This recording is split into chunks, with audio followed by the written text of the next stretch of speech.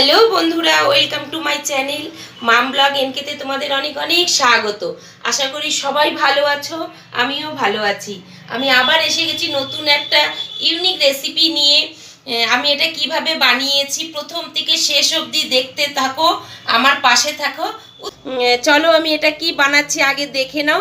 আমার ব্যালকনির বাগানে চলো চলো আমার ব্যালকনির বাগানে দেখো, এগুলো কি দেখতে পাচ্ছ? এগুলো কি তোমরা কেউ চেনো? এগুলো আমি কিছুটা তুলে নেব, একদম কচি কচি। আজকের রেসিপিটা হবে কিন্তু এইগুলো দিয়ে, এই পাতাগুলো দিয়ে। আর লাগবে না, চলো শুরু করা যাক। দেখো আমি তাহলে কি কি উপকরণ নিয়েছি রেসিপিটা বানাতে একবার দেখে নাও।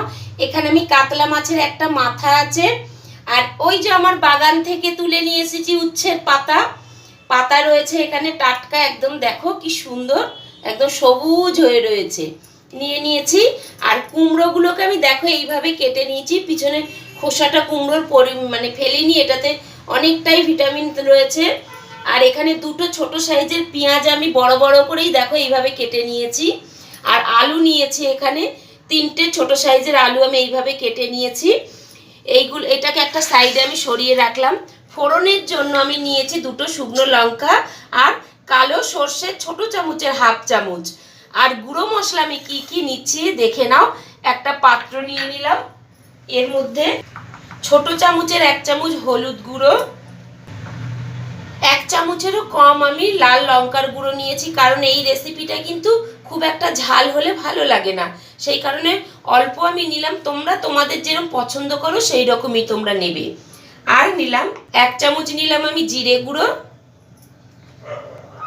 1 চামচ নিলাম ধনে গুঁড়ো। এর মধ্যে এবার অল্প পরিমাণে আমি জল মিশিয়ে দেবো।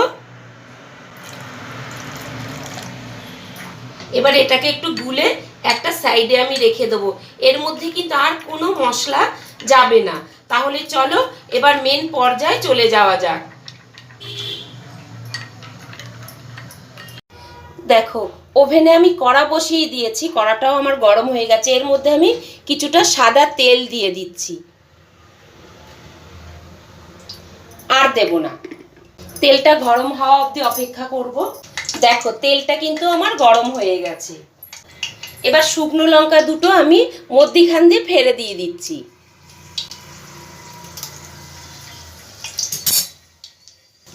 এবার ফোড়নের সর্ষেটাও আমি এর মধ্যে দিয়ে দিলাম।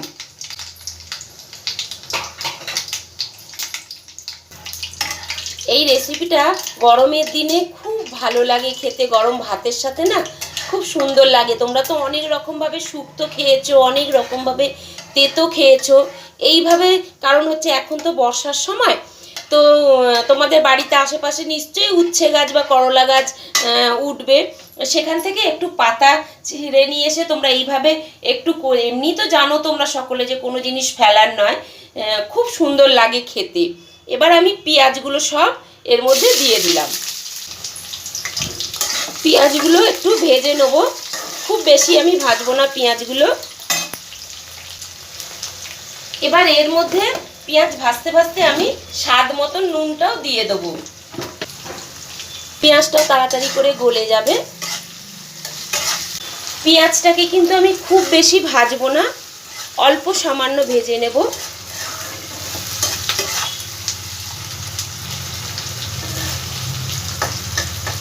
এর মধ্যে এবার আমি দিয়ে দেবো আলু কুমড়োগুলো সব।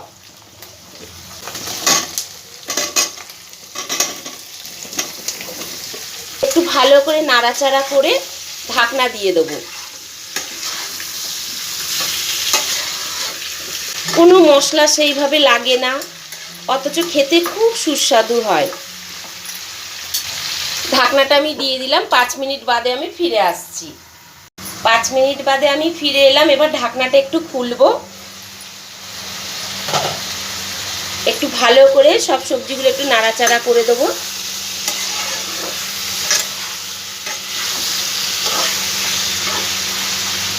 এবার আমি এর মধ্যে ওই যে উচ্ছে পাতাগুলো উচ্ছে পাতাগুলো যে আমি তুলে নিয়েছিলাম, পাতাগুলোকে দেখো এইভাবে হাত দিয়ে বড় বড় করে টুকরো করে রেখেছি।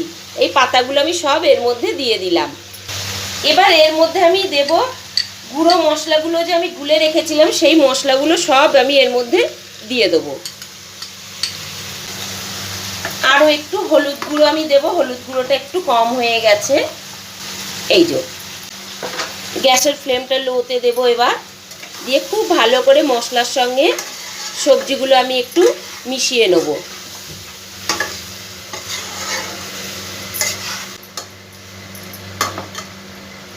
এবার আমি আবার পুনরায় একটু ঢাকনা দিয়ে দেবো।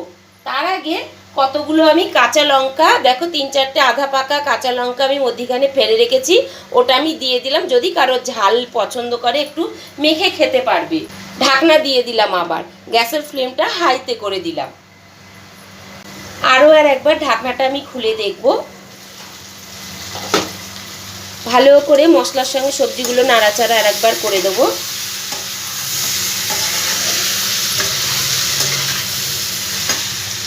এবার এর মধ্যে মাছের মাথাগুলোকে আমি কি দেখো এইভাবে বড় বড় করে টুকরো করে নিয়েছিলাম, সেই মাথাগুলো আমি সব এর মধ্যে দিয়ে দিলাম।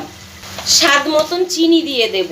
মিষ্টিটা সম্পূর্ণ অপশনাল, চাইলে তোমরা নাও দিতে পারো, দিলে স্বাদটাকে আরও বাড়িয়ে তুলবে।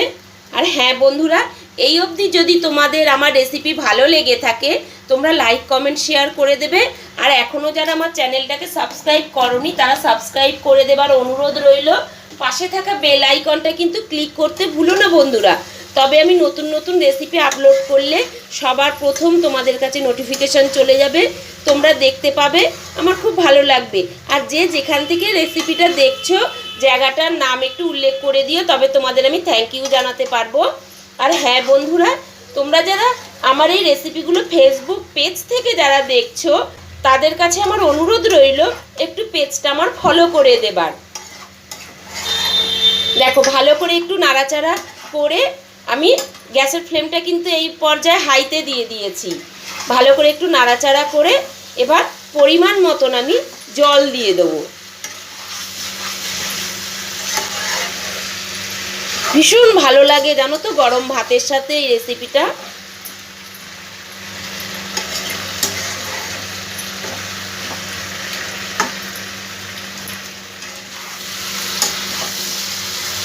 এই রেসিপিটা সম্পূর্ণ আমার নিজস্ব রেসিপি, আমি এটা মাঝে মধ্যেই করে দিই, আমার ঘরে সকলে খুব পছন্দ করে।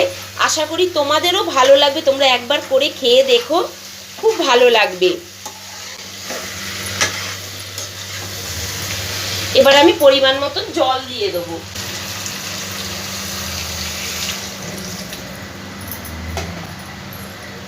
ভালো করে মিশিয়ে দেবো জলের সঙ্গে সবজিগুলো।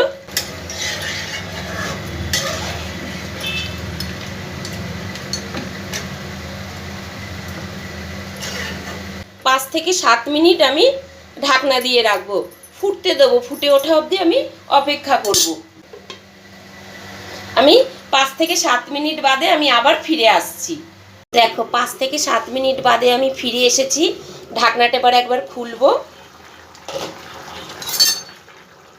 ভালো করে একটু নাড়াচাড়া করে দেবো, খুব আলগা হাতে করব।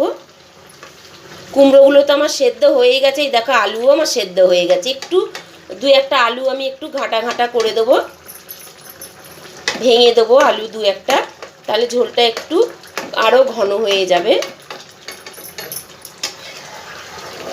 দেখো এর থেকে বেশি আর আমি ঝোল মানে শুকাবো না, ভাত দিয়ে খাবে তো, তো ওই জন্য এইটুকুনি ঝোল আমি রেখে দেবো। তোমাদের কেমন লেগেছে বন্ধুরা তোমরা কিন্তু একটু অবশ্যই কমেন্ট করে আমাকে জানাবে, আমার ভালো লাগবে। আজ এইটুকুনি থাক বন্ধুরা, আমার ফাইনালি রেসিপিটা রেডি হয়ে গেছে। এইটুকুনি থাক বন্ধুরা, আমি আবার ফিরে আসবো নতুন একটা রেসিপি নিয়ে। আজকের মতন টাটা।